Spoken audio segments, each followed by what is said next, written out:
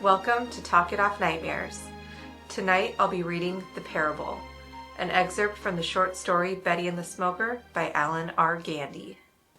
Once there was a young man who was very ambitious. His physical prowess deceived the eye of what riches lied in wait for him. Lonely and with a deep desire for human touch, he shamefully made his way to the part of town where the sun does not shine, and in a doorway found himself a lady of the night. The young man took a percentage of his growing wealth and paid the lady of the night to spend time with him. They would lay together and speak of both their desires, dreams, fears, and their shame for the paths they had chosen. For 3 cycles of the seasons, these two would meet in their shame. The young man's wealth grew, and in his place in the world became apparent. A young woman of God took notice of this young man and gave him permission to court her. The young man was smitten with the woman of God. Her virtue was still intact, and her beauty was the desire of many men. The courting of the woman of God led to marriage. The woman of God gave the man children, and her virtue gave the man status among his peers. As long as the man provided for her and his status was apparent, she would lay with the man.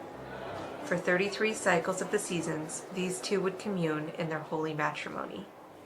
The man could never speak to his wife of the lady of the night he once knew, and could never express to her his desires or shameful thoughts, for he knew she would shame him and strip him of his status in the world. But thoughts of the lady of the night and his desire to freely share his thoughts took over the man. The man in his shame snuck away from his sleeping bride to the part of town where the sun does not shine, in search of the lady of the night.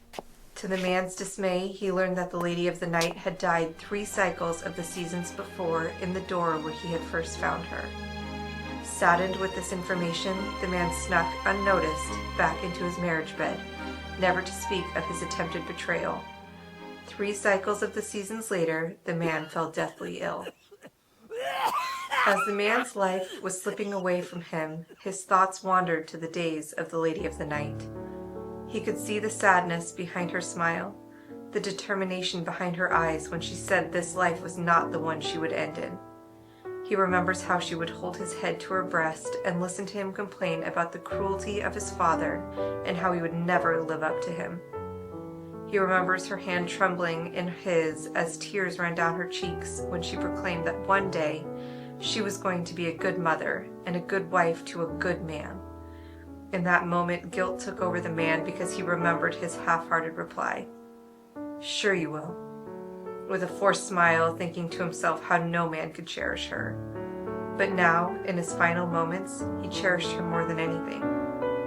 The woman of God stayed by her husband's side, holding his hand until his last breath. The once young man died alone.